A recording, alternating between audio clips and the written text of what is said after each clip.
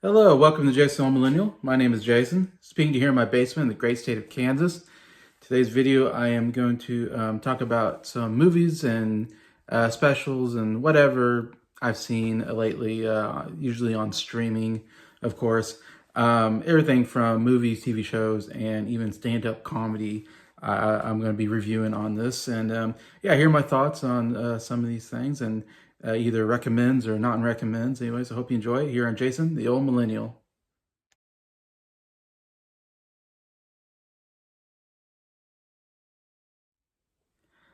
Hello, everybody. Hope everybody's doing well here on a Tuesday, kind of late, early evening, late afternoon period.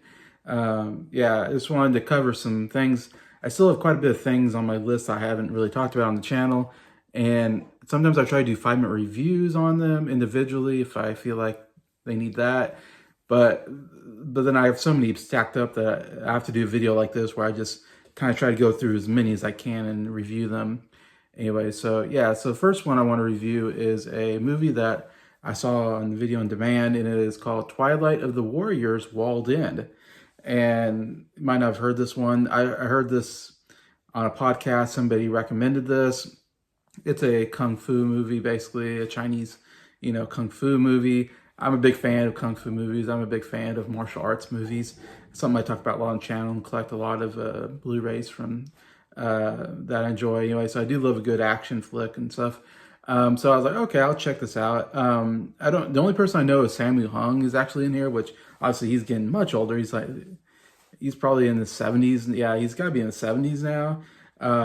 So interesting, he's still appearing in some of these movies. Usually always villains. And this one, he is one of the villains of the movie. Anyways, but yeah, Twilight of the Warrior, it's a story that takes place in this called the Walled City in China, which I guess is a real place, which is a very crazy kind of location. Everything's just stacked on, it's all these like apartments stacked on each other, basically. It's like this, like it says, it's a bunch of alleyways, and looks very seedy area. And just follows this guy as he's running away from something, I believe, and he's comes into the Walled City, and he's trying to make some money. But basically, the Walled City is controlled by different gangs, and so forth. And so there's different gangs are trying to win territory in this Walled City, and this main character gets in with one of the gangs, which is like, I guess, one of the nicer gangs that are there, and he makes some friends, anyways. But then another gang is after him, and another gang wants control of that area, and so there's some gang fights and stuff like that that pursue, anyways. Yeah, so first I was like, in fact, there's not a lot of action in the movie until towards the very end. There's a little more action going on. First part is just setting up the story of this character, and actually overall the story wasn't bad. Like, I was kind of, even though I was like watching it going, okay, when's some action gonna start? I was actually somewhat invested in the main character in the story, and him kind of being taken in by this gang, and him kind of, treating them as family, and him finding a place because he really has no one. I don't know, that's not a bad story overall. But then they start the gang fights, and they do get some action, especially towards the end. Of course, a lot of action kind of goes all out. And that's when it loses me. Not that all the Kung Fu action is bad. It's, just okay at times. The worst part, though, is it's this wire fu kung fu, which I hate. I hate wire fu kung fu. What you don't know is kung fu when they're flying in the air, or they're using wires, as they call it. I like kung fu or martial arts to be more grounded, where it's realistic, more in reality. This kung fu was not realistic at all. They're doing all kinds of crazy stunts and flying through the air and doing impossible things. And they even point out that, like, one of the villains is like got magical powers. All of a sudden it's like, oh, okay, so there's no reality at all in this, and that was disappointing, because like, okay, now there's magic involved, and this guy's like invincible. He has this magical powers or something, and they all have to get together to defeat him, anyways. And he's like just too strong. He just, you can't get to him. But then they finally find a way to, they find like a flaw that they can defeat him, anyways. So I don't know. Overall, I wasn't a fan of this movie. Unfortunately, I love to see a good kung fu movie. We don't get too many of them anymore. It feels like I have a hard time finding a really good one. It feels like the last good ones were like the Raid and Raid 2 movies. But anyways, overall, I can't recommend it. I would only give it like 2 stars, maybe at most. So yeah, it's Twilight of the Warriors, Walled In. Um, I wanted to mention a comedy special on Netflix by Adam Sandler. Yes, he just pulled it in. This was maybe a week ago. It just came out, and I watched it like the day it came out. Just, I don't know. I'm always fascinated by stand-up specials, stuff like that. I don't see too many good ones, but if I see a good one, I really love the good ones. I get a lot of old stand-up specials. If you see my channel, I do. I've been getting a lot of Bob Newhart and Steve Martin comedy albums, which I really enjoy. But anyways, Adam Sandler, Love You, new stand-up, which I didn't even know this was coming out. And then I remember I was like seeing on Netflix, oh, Adam Sandler, I love it. Okay, I guess I'll check it out. He did one not too long ago, only a couple years ago, I feel like, called 100% Fresh or something like that on Netflix. And it's interesting because Adam Sandler hadn't really done stand-up comedy, I don't think, in a long, long time. And then he all of a sudden comes out with that 100% Fresh. And again, it wasn't the biggest fan, but there are some good bits in it. And the whole Chris Farley song at the end was, great. That's the highlight of that one.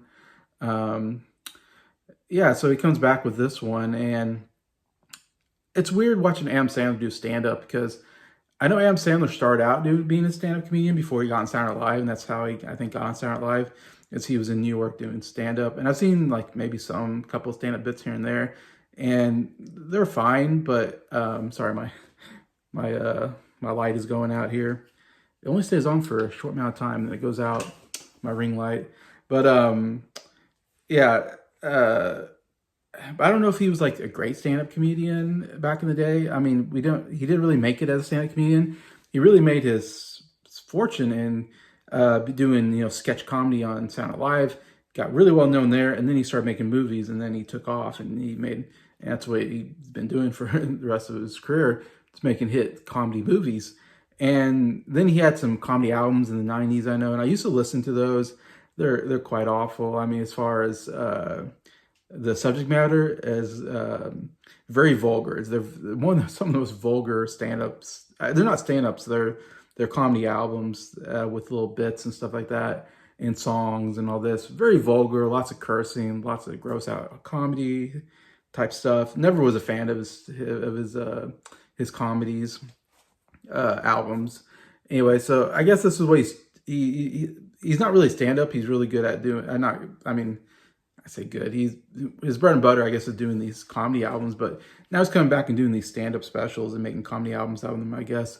And this one again, the weird part is I don't think Adam's that good of a stand-up, and he doesn't seem that professional with stand-up. Like, compared to him, like a Jim Gaffigan or a Bill Burr, who do a stand-up special every year, and they make a living out of just doing stand-ups and coming up with new material all the time. I mean, they're really good at coming up with new material. And there's a lot of other ones, like Nate Bargatze is a favorite of mine as well. Anyways, and so those are like the professional stand-ups that do it for a living.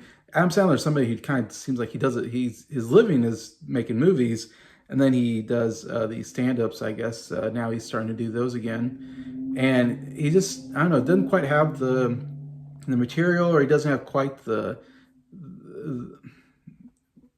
presence, or doesn't have quite the comedy timing to really do a good comedy special, I think. And this was really, again, I keep saying this, it's a really weird special because it seemed like not very professional, like you would usually see a stand-up special. Usually, and here's the thing about stand-up specials you have to know, is that usually they shoot a couple shows and then edit it together to make one comedy special. So a lot of times you see a comedy special on Netflix or whatever, they usually shoot 2 nights of them doing that comedy. I suppose they wear the same outfit at both times, and you just don't show the audience, so you don't know it's a different audience. And then they do the same material. Then they, based on how well the crowd is on certain jokes, I guess they edited that together that way. I don't know. And that's how you make a good comedy special. And it's shot very professionally with the cameras and the editing, and all that. But this one, it felt like Adam Sandler was doing the stand-up special for the very first time. And usually stand-up comedians, they do their material in the clubs or whatever, and they do it multiple times to really get it down to where they think they got a really good 1 hour of material usually, or whatever, 45 to an hour usually. And once they feel like they perfected it, then they do the special. They shoot it because they want to make sure they get the best quality as possible. But yeah, this special felt like this is the first time he's ever done it. And it's a very small, like usually the good stamp. And I mean, come on, Adam Sandler's like a huge star. He can, sell out an arena with, or I say arena, sell out a, really good, theater. But like you look, like I was just thinking, like watching like John Mulaney recently. Yeah, he has this huge theaters that he sells out and huge stage and a lot of room. But this special, it's like a very small stage. It's very dark too. The whole stage is dark. Everything's dark. It's not lit very well. It feels like a small venue, and like he just showed up and started doing it. And if you know Adam Sandler, he kind of dresses like a hobo a little bit, so he's not dressed real great necessarily. And he's just very sloppy the way he just kind of does his material in some ways. And he has a guy up there that does keyboards. He does a lot of songs, and he has guitars up there, and he'll pick up a guitar and do some songs too. And there's a guy doing that's playing keyboard and also singing like backup for him. And the funny thing is, he has this screen behind him to show images for certain jokes, and the screen like wasn't working for most of the stand-up because he would do a joke and then he would say, man, that joke would really work if we could see the image, and he kept talking to the guy in the back, the tech guy. He's like, are we getting anywhere on that? I mean, so it was weird. It was very like, okay, like they obviously haven't got this thing packed down and they're having technical troubles. At one point the keyboard almost falls over because evidently it was like a hole in the floor and the keyboard and so then they like had to stop and go, okay, let's fix the keyboard. So very strange, like it wasn't edited at all. They just like did it, and they didn't edit out any mistakes. They just kept the mistakes in there. And Sandler, again, the material overall, again, very vulgar, lots of cursing. Wasn't my favorite kind. I didn't laugh really hardly at ever during the whole special. There's maybe only a couple of times where I was like, okay, that's kind of a funny. And he doesn't do jokes. He does these kind of bits that have a lot of jokes in it. And and then he does like a song, and a lot of times the songs he does are only like a minute long. He does these, or 2 minutes long. He just does a little bit of a song, and then he just ends it. Like it's not a full, complete, song. And then he puts the guitar away and does, so it's weird how he keeps putting on a guitar, does a little thing, and then takes it off and does this, and then maybe puts on another guitar, depending on what it is.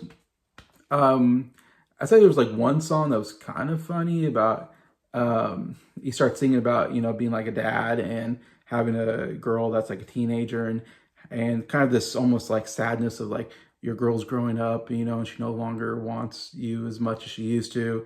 But then of course the funny part is it turns his head, because then he says, and then it turns into that he buys beer for his daughter and his friends, so that's how he still in her life, is that he buys her beer because she can't, because she's underage. So there's a funny bit there. Anyways, and Adam Sandler, a lot of times he'll laugh at the end of a joke at the punchline, and if you know him, that's what he's kind of known for. And he kind of ruins the joke a lot of times. He'll set it up, and then he gets right to the punchline, and he laughs his last line. He can't quite get to it with a straight face. Like I said, just very unprofessional-like in my sense. The highlight again is he does a really cool song at the end, kind of like he did on the last one with the Chris Farley song. This time he does a song that's an homage to comedy. And it's funny, when they get to that at the very end, that's the very last song they do, and the very last bit they do, and then the screen worked. So I don't understand what happened there. All of a sudden they got the screen to work, which was great because it was really needed for that last song. But I would say I would just watch that last song. The last song was great. If you can look it up on YouTube, he does this whole thing about comedy, a song kind of honoring comedy and how when you're down and out, comedy is what brings you up. And then he kind of goes through, and it's really good build up. The song has a good build up. It kind of crescendos and he gets louder at the end, and pretty good guitar work as well by Adam Sandler. And he kind of goes through different comedy legends and how they've impacted him. And they show pictures and videos of those comedy people throughout the years. So it was a really good homage, like I said, to comedy. And my favorite part, though, is he mentions Chris Farley, Norm Macdonald, who passed away, of course, and they show a picture of Norm Macdonald and Chris Farley on Saturday Night Live on the screen, and that definitely was a tearjerker type part where I was like about ready to cry. Seeing those two legends I was a big fan of on Saturday Night Live. Anyways, but yeah, it's a very like again very heartwarming kind of video about comedy. I thought it was really good. Anyways, overall, again, as you can tell, I'm not a fan of Adam Sandler's stand-up. To me, I'd give it like a 1-2 stars. I don't know. It wasn't a lot to take except for that last song. But anyways, that's Adam Sandler, Love You. All right, I get to a documentary which I actually own. I should have brought it with me. I actually bought it um, at Barnes and Nobles, and it's called Remembering Gene Wilder, which you also I think is on Netflix. So you can see this documentary about Gene Wilder on Netflix. I bought it because I'm a huge fan of Gene Wilder. He's one of my favorite actors of all time. I mean, Young Frankenstein is my favorite comedy of all time, and then Willy Wonka Chocolate Factory is up there. It's like a top 10 comedy for me. But I mean, so many great movies. I mean, also was in Blazing Saddles, The Producers, was also fantastic. Just a unique comedic actor in my opinion, and the way that he can just dial it up to 11 at any moment. He can start slow or start kind of quiet and then just escalate and be absolutely hilarious.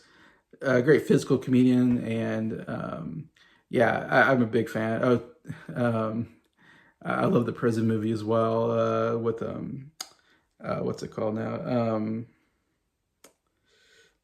Stir Crazy. Stir Crazy, absolutely hilarious movie. Another great one you have to watch. But anyways, this was a cool documentary. I'm trying to think, who was it? Oh, man, I should have wrote down. I think it was directed by somebody famous as well, and his wife is highly involved in it. His last wife, when he died. Yeah, it goes through his whole life. It doesn't really touch on his childhood that much, just a little bit. And it does talk about his mother was sick, and and the doctor told him that he needs to never fight with his mother because his mother might die if he has a fight with her. So that kind of started him always trying to make his mother laugh, and that's what got him into comedy, I guess, is kind of the sense there. But yet also put a lot of stress on him, like never argue with your mom, like you always have to be nice to your mom. It was a lot for, because she might die. That's pretty stressful to be like, I got to be careful or my mom might die. So it's kind of interesting there. And he talks to family members and then a lot of different people that are involved in his life. Mel Brooks especially, which is cool. Mel Brooks is like in his 90s, and he tells a lot of good stories on there. Funny enough, Harry Connick Jr. is on there for some reason. They're just friends. I guess they lived in the same area and they're friends. So he talks about about Gene Wilder. I think Carol Kane is on there because she did a movie with him. Yeah, it's lots of great actors through his life. Talking about him, and yeah, it's great. I'd say if you like Gene Wilder at all, it's a good documentary to watch. Like I said, it touches on most of his big stuff, like Young Frankenstein. They spent a lot of time on Willy and Chocolate Factory. They spent a lot of time on. They do Blazing Saddles. Producers, the only one I don't like is they do one movie that I don't like that he was in, and they spend a little too much time on it. Where he has this, I don't even want to talk about the movie. I don't care for it. Anyways, it does seem like they kind of go through fast on some movies, like they don't talk enough about it. But they do hit some of the big ones. Like I said, those are the kind of big ones that I feel like he doesn't talk a lot about, like Stir Crazy or Silver Streak. A little bit about those comedies, but I feel like not enough. And of course, they don't talk a lot about his personal life as much, except for towards the end when he was dying. They do talk more. His wife talks about him having Alzheimer's and what that was like, seeing him start to lose his mind. And I've never heard anybody really talk about that part, so that was interesting. That's the first time I really heard about how he died and everything. Very sad. They do spend some time on him and Gilda Radner, who I think was his second wife, and very sad, of course, because Gilda died of cancer, and they were trying to have a baby, but she had a miscarriage, and then she had cancer and died. Very sad moment in the documentary. I mean, yeah, definitely a tearjerker part of the movie. But then, of course, he meets his third wife, and they were married until he died. so he found some happiness there. Anyways, but yeah, overall, really good documentary about one of my favorite actors, Remembering Gene Wilder. Definitely recommend that. Um, all right, talk a little bit about TV here. I finally got around to catching X-Men '97, which is kind of a popular show on Disney Plus. It seems like it gets pretty good reviews. It's a kind of taking place after the original X-Men movies. It's called '97 because I guess it must, I know it was in the '90s, but it must have been around '97 when they stopped doing it. But I was a big fan of X-Men as a kid. I never missed an episode of the cartoon series when I was a kid. Of course, that's where I fell in love with the. I kind of knew the X-Men were, but man, that was really where I found my love for X-Men and for especially Wolverine. Wolverine's always been my favorite X-Men and one of my favorite superheroes. So this was interesting because this is the same style that's 2D animation, whatever. So they're doing the show in the same style as the '90s, which is an interesting idea, I guess. And I don't know, it's funny. I tried to go back and watch some episodes for the original X-Men, and I have to admit, I wasn't a fan rewatching it. I don't know, something about being older that cartoon series just doesn't do it for me. And the same thing happened with Batman and like Spider-Man. I try to go back. I have a lot of nostalgia for those cartoons when I was, because I loved them as a kid. And as an adult, I just don't enjoy them as much. There's something about they're more kid oriented, I guess, or I don't know, something about being an adult now that I just don't care for those kind of cartoons.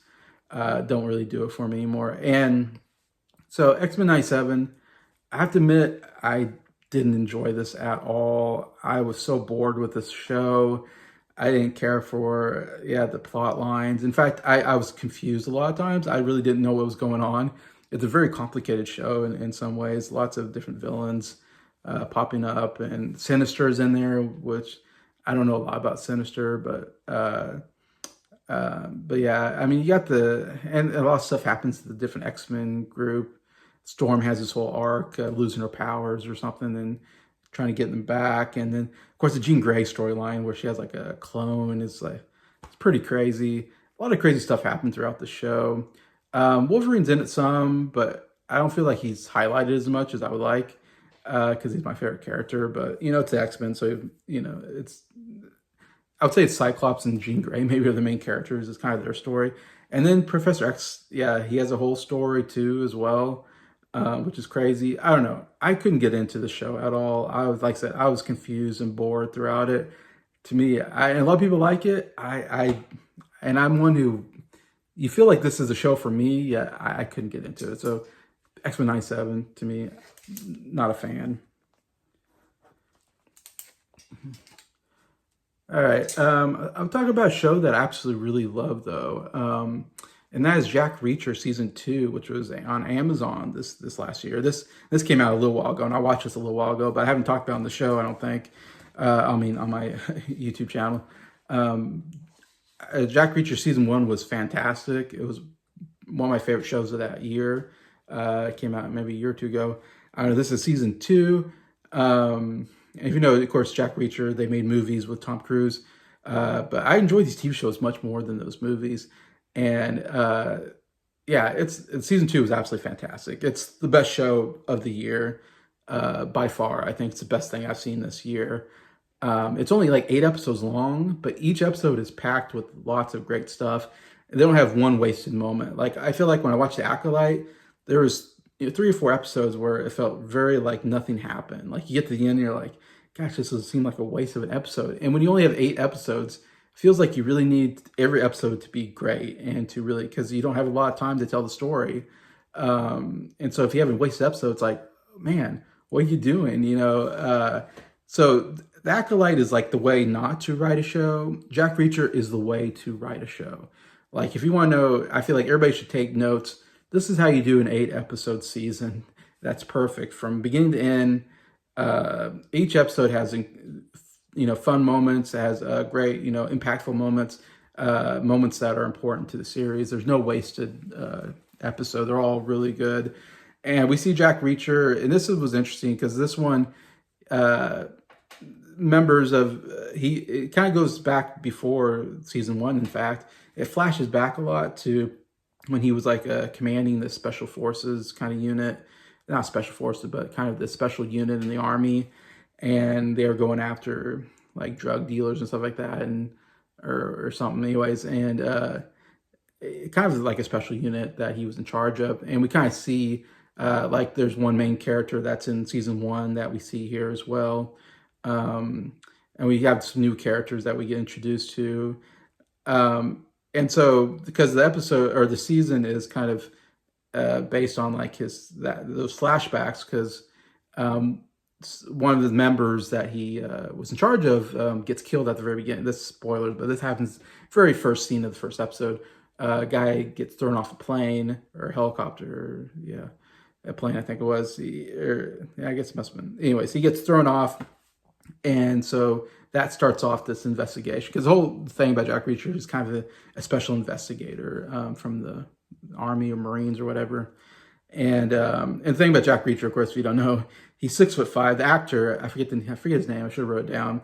Really good in the show. I love him, his portrayal of the character. But he's 6'5" and he's totally jacked. So he's like the ultimate like badass. Like you don't want to mess with this guy at all. He is incredibly strong, really good at fighting, yet super smart, really good investigator. I mean, so he has a lot of cool things about him. He's very serious, like too serious kind of at times, but sometimes he has kind of a funny sense of humor.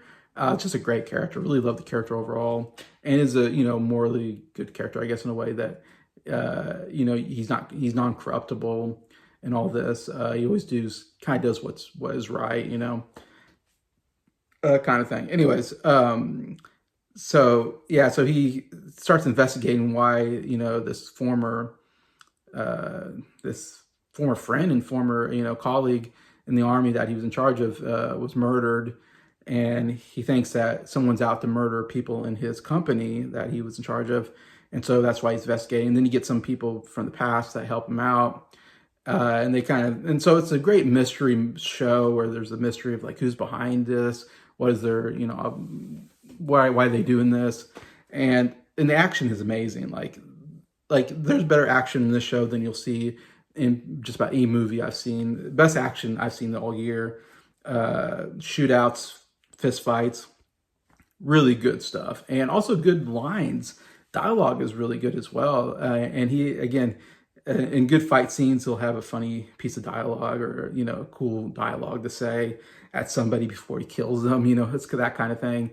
But yeah, throughout, anyways, great ending too. I mean, very satisfying ending to the season. And they even bring back a character from season 1, which was really cool. I thought that was pretty cool that he came back for it. And I wasn't expecting it. I was like, oh, that guy, awesome. But yeah, I can't recommend the show enough. If you haven't watched Jack Reacher, watch season 1, season 2 on Amazon Prime. It's the best show out there, and I don't think enough people are talking about it. Way better than stuff like Lord of the Rings, Rings of Power, The Acolyte, Last of Us. Name it, the show tops them all. The only show that comes close is maybe Cobra Kai, but there's only half a season, so I'll leave my thoughts on Cobra Kai until the season's done. But yeah, watch Jack Reacher. Yeah, season 1, season 2. You'll enjoy it, I think, if you enjoy mysteries and action. So yeah, so I will end it there. But there's some good not recommends and one really good recommend for you, anyways, what I've watched recently, anyway. So please comment if you've seen any of these things, what you think, if you enjoyed any of them, any recommends you have. I'd love to read it. Besides that, thank you for watching the video. Thank you for liking it. And thank you to all my subscribers for supporting the channel. I appreciate you all and hope you have a good day.